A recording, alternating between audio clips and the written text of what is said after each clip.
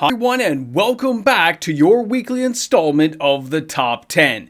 These are the hottest selling cards in Magic the Gathering this week, April 19th to the 26th of 2025. And just what cards come out on top? What are the hottest selling cards? Well, stick around because we're about to find out.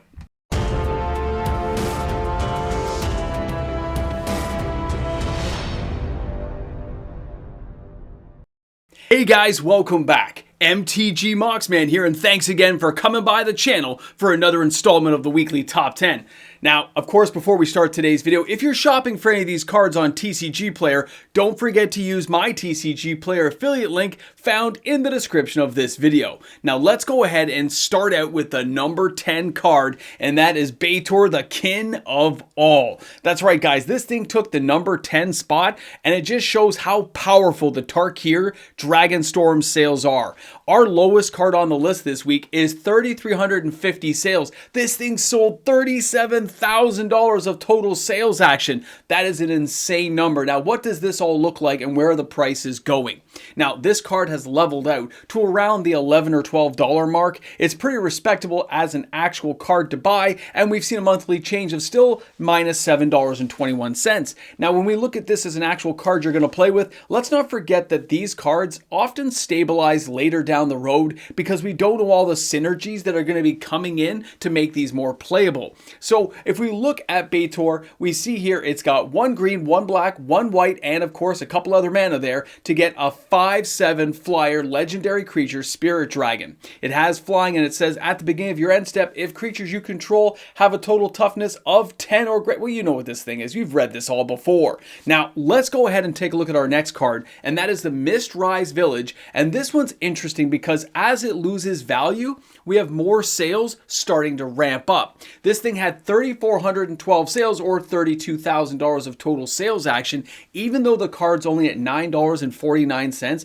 people still have really high hopes for this card going somewhere later in Modern as well as Commander, and they see that potential in the card, which means as the price dips, we have a lot of players diving into the market and buying additional copies. Now, the monthly change of negative $13.51 just shows you how far the card has fallen from its initial play, and that just means players haven't found a home for this card yet or what they're actually going to use it for. But that doesn't mean that cards like this don't come around and come to something huge later on and hit that $30, $40, $50 mark. So pay attention to cards like this. You can't really ignore anything that stops a spell from being countered. It's insane. You can't counter this spell. Love it. All right, guys, our next card is the Corey Steel Cutter, borderless. Now, anyone who's playing in Standard right now has faced off against this beast of a blade. 3,580 sales, that's $58,000 of total sales action. And there's actually a lot of stores, especially smaller stores, that don't have copies of this available. They are unable to fulfill the orders for this. Now, that's a whole range of things from players not turning in cards for Tarkir is a big thing right now. They're actually holding on to their cards. But it also comes down to the areas you're in may not have enough box openings going on, and that means players are using things like TCG Player, Card Market. They're going out there to find these cards in other ways. Now, this card in particular, when put with Voice of Victory and stuff, can really ramp things up into a sick level, and when you have all kinds of things that can copy your tokens, well, you see where this can go. It just becomes the beast of a machine that you have to deal with, and you really shouldn't ignore cards like these. Even though it doesn't seem like it does much, this is going to find a home in Commander. It's going to find a home in Modern. This thing is going to be everywhere. If you haven't seen it already, you're going to. Now let's go ahead and take a look at our next card, the Voice of Victory Borderless Edition, $13.69, locking in the number 7 position, 3,825 sales. That's $52,000 of total sales action. Now these sales, of course, range across everywhere from your local LGS TCG Player, Card Market, and everywhere else I can find. And that's just me looking. This is not the end of the world, which means I don't track every single place, which means the sales are actually a lot higher than this. And again, most stores I know are now sold out, and we have these things on a wish list. To me, the real question will be, can we fulfill those wish lists? Can we make this happen for players so they can find copies of this card without it getting out of hand and becoming a very expensive thing? Time will tell, but the Voice of Victory with Mobilize 2 and your opponents can't cast spells during your turn, this thing is a monster of a card that needs to be dealt with before it deals with you. Get ready for it. This thing's everywhere. Amazing sales. Now, for our next card, we've got the Herd Heirloom. Now, this one here we talked about last week, a different version of it, but at number 6, this thing comes in this week with 5,000 sales. It ramped up massive this week. That's $33,000 of total sales action, and who doesn't like a little green rock that can ramp up mana? It's one green, one other. You get to add one mana, but only to spend creature spells, but then bigger creatures get faster. I can see why people would want to utilize this card, and I can see it being used even in Commander because you get the trample ability, which is very nice. Now, the monthly change is still going down, but like the Mysterized Village, the lower this goes in the price range, the higher the sales seem to be trending because players see something there that a lot of people don't recognize. They see something of value later on. And when we get trample and getting to draw cards, well, that's a good thing. So I can see why people are buying it.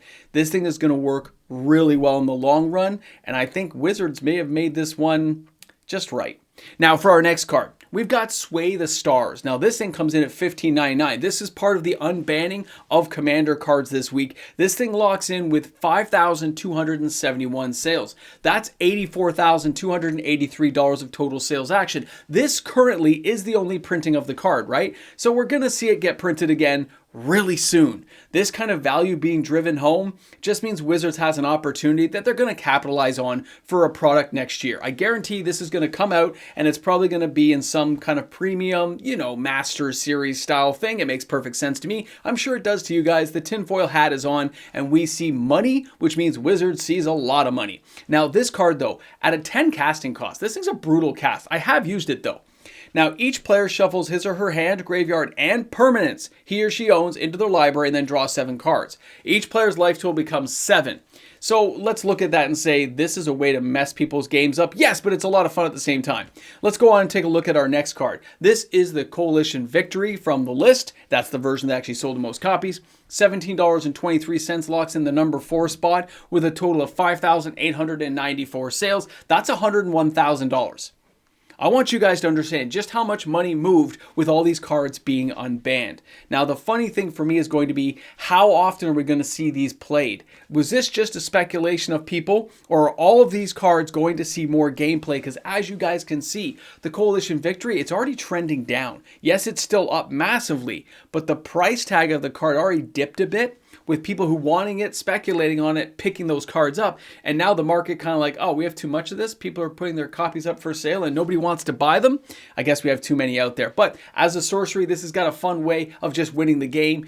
I can see players trying it as some crazy way in a Commander deck for a nice social experiment. So get ready for it. Have some fun and enjoy cards like this, but the value's not there and it's not worth a lot of money. Don't think it is.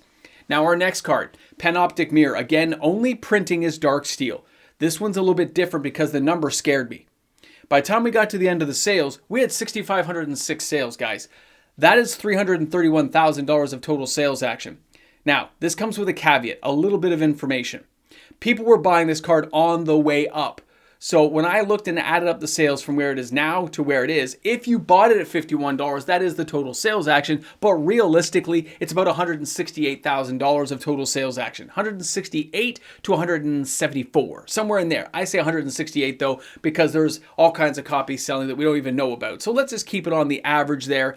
Yes, the overall price tag now, if you bought it, would be huge, but people really kind of slowed down buying this card, and now it's next to nothing. So the Panoptic Mirror though, again, the reprint's coming. It's 5 casting cost rare. It has imprint X. You may remove an instant sorcery card with converted mana cost of X from your hand from the game. And then, of course, you can, play it for free, which is kind of cool, guys. It's kind of a cool effect. I like it. It's crazy, but there's more powerful cards. I can see why they unbanned it. It makes sense. It's going to be fun. Now, Braids, Cabal Minion. Again, this is one of those cards, different versions, but we're looking at the Eternal Masters. It takes the number 2 spot with 7,109 sales. That's 45,924. This is another card that it doesn't matter, guys. It doesn't matter. It went up so much. Yeah, it's going to fall. There's nothing holding this card up. It looks like a lot of people by the end of this week were turning back to Tarkir. and picking up a lot of cards. So as much as I'm talking about these unbanned commander cards, I want you guys to understand the juggernaut that is Tarkir Dragonstorm. Yeah, Cabal and these guys are taking the list for a week. I don't expect to see any of these cards on here next week. I think Tarkir is going to come right back to the centerfold and just be like a full spread saying, look at me, look how awesome I am, and look at the sales. Because even cards like Elspeth almost made this list. The Stormslayer almost made it on now, even with all these crazy sales. And that's why you see so many Tarkir cards at the end only being pushed off by this temporary movement by cards like Braids being unbanned. This is a moment in the market that's insane. The shift of value is huge, but it is just a moment. It is a lot of speculation and early buyers, but now we're going to see where these cards go in the next couple of weeks. Get ready for it. Now let's get to our number one card. The number one card this week is Gift Ungiven, okay? Gifts Ungiven, $16 a copy. This one, 934 sales. That's $132,000. It has a slight caveat too. It's actually just under 100 grand. People bought it on the way up. And again, the price is trending down. It has peaked with speculation and market FOMO. It is on its way down. This one will get reprinted as well. You can see this card probably averaging out to about $9 or $10 if you wait for it. It seems to be where the market trend would head for a card like this. It's going to have uses. It's going to have a lot of gameplay. It already does see gameplay. You just have more people in the market now able to utilize the card because of commander play. I don't know where it's going to end up, but there's lots of reprints of the card already. So unless people are hoarding copies, this thing should trend down quite nicely over the next 90 days, and it's something to keep in mind. Again, I'm expecting Tarkir to fully just come back to overload because it's just the beast that it is, okay? Let's keep that in mind. Now let's get to the end of this video. Let's get to the wrap up and talk about what's happening in the market.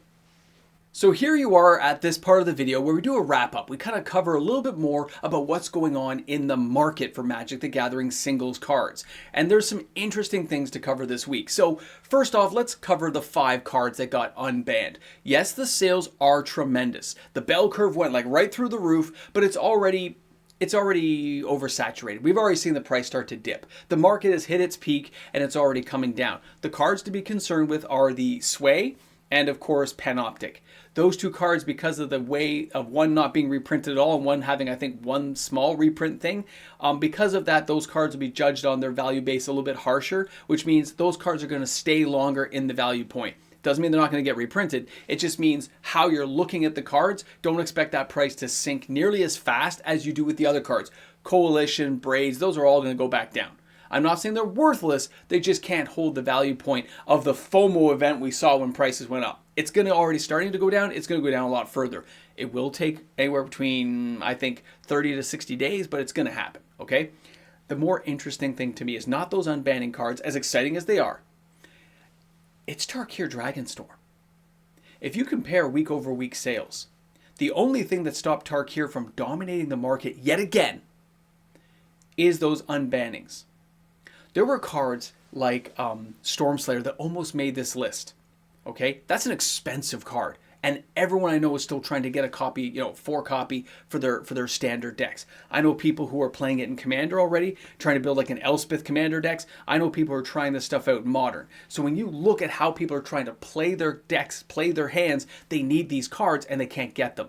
Now, we know a lot of Tarkir is still being opened for stores that have some. We know players and stores are still trying to get more product. That's amazing. I do not know why Wizards of the Coast did not mention at their Q earning call, Q1 earning 2025, saying, hey, Tarkir went off a lot better than we expected, unless they didn't have real solid numbers to go on, because they really pushed the universes beyond and how great they expect it to be, and it will be. I know there's segments of the population of Magic that are pro or con, but there's no denying it's got more interest, more players coming in, because I've seen it myself. That's amazing. But when you have an in-house IP that went off on the good foot, this isn't Karlov Manor. This isn't Duskmourn. And those, by the way, all of them have good points. This isn't Outlaws at Thunder Junction. Definitely, I mean, Bloomburrow was amazing. I'm not even going to step foot there. Bloomburrow was awesome. But when you see how Tarkir got that nostalgic factor of players coming back into the flipping game. These players came back. They said, you know what? I really like Tarkir in 2014. I'm going to try this out. And now they're back. Take that as a moment to pause. Do you know what back means? It means these people could have been gone for up to 10 years. They came back to play again. And now how that rounds out is a guy going to a store. His name was Jeff. Jeff sits down, plays the pre-release, loves it. Hasn't played in years. Maybe some casual games on weekends, but hasn't bought a card. And he comes over and goes, you know what? I'll take, how many boxes do you have? I'll take 16 boxes, please. Because Jeff can afford it. Jeff maybe has a big pocketbook. Jeff's back in the game. That's the stuff that Wizards of the Coast is not mentioning. That is what they're not going back to, is that people bought sealed boxes. Even with lower packs and a higher price tag, people bought the boxes. We have players hoping to get more product to open now, because stores ran out and are ordering more. We have commander decks that sold exceptionally well, and players are trying to augment them and work this out. Tarkir is a beast. This thing is roaming the plains, and everyone is just loving looking at it. It's like watching Jurassic Park from 1994 going,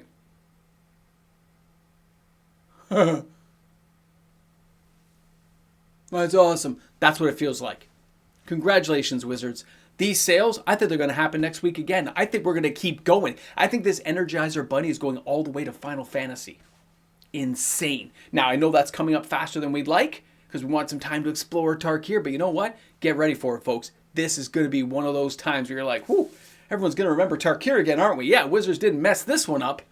Thank goodness. Guys, thanks again for being here today. If you enjoyed today's video, don't forget, like and subscribe to the channel. Help me get closer to that 30,000 subscriber mark. We're hoping to hit 50K for the 50K party, but we will have a small party at 30K, and you're all invited, don't forget. Guys, thanks again. I will see you tomorrow for the Reserve List Top 10 as well as the live stream. 6:30 Eastern Standard Time. I hope you guys can all make it out and have a conversation with the Moxman live. I'll see you guys then.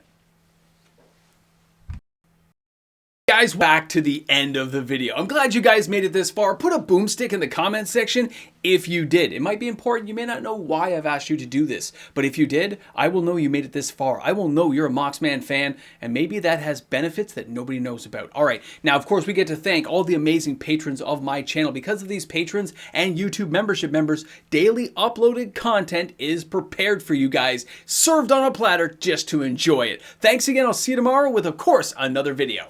Are we here? Are we back? Am I standing on my spot? I got the dot there on the floor to make sure I'm in the right position. No, I really don't have a dot there, but I can kind of look at the camera and know where I am. Welcome back to the Ramble Jamble. You're at the end, my friend. Now, by the time you're watching this video, it's Saturday. I've got to say this because I have to. Go Leafs, go. Let's sweep this in 4 and call it a day. Now that I've said this, I hope nothing cursed happens and the Leafs mess this up. Let's just wipe them out. Let's take Ottawa off the face of the map. And then I have nothing wrong with Ottawa. I just want to win. I'm tired of this, man. The Leafs have got to go further in the playoffs this year. Now, let's get past the hockey thing and let's get into the Ramble Jamble. Let's get into the in-depth stuff. The stuff that only you and me and all the people in this room with us know. And that is, Tarkir is something else. Tarkir is not normal. Tarkir is a dragon-breathing beast. And I know this because that Jeff guy, yeah, I saw that. I saw that he wiped out a store. Now, I have 2 comments here. Number 1, I'm not sure the store should have allowed him to buy all the product. I'm just saying it'd be nice to have some for other customers, unless they have readily a larger access point to get more. I don't know the store very well, but I wanted to see what was going on. And when I was there checking out some cards, some stuff for some patron stuff, this transaction happened with me and my buddy. And we're going, and he had said he hadn't been back, but when he saw the pre-release, he just did it. That player being back tells me something. Because I saw it at my pre-release with those long lines of people being turned away. This is different. And that different feeling is a good feeling. It is the enjoyment of Magic. I mean, I'm actually playing on Arena again. Yes, I know the video didn't get any views yesterday. Yes, I probably will never do it again because of that. But at the same time, I had so much fun doing it. That's a good sign. If I'm having a good time and you're having a good time, everyone's having a good time. That's what I'm talking about. At the same time, good time, same time, I don't care. There's no editing here, people. There's no fixing it. It's got me in a really good mood. It's got me just loving, looking forward to what's going to happen next. Hasbro making money? Yeah, I can be worried about that, but I'm not going to bother right now. I'm going to enjoy this game. It is awesome. Magic, you rock. good for Wizards of the Coast. Richard Garfield, smart man. Guys, have a great one. Thanks for hanging out. Boomstick Edition. I'll see you guys soon. Yeah.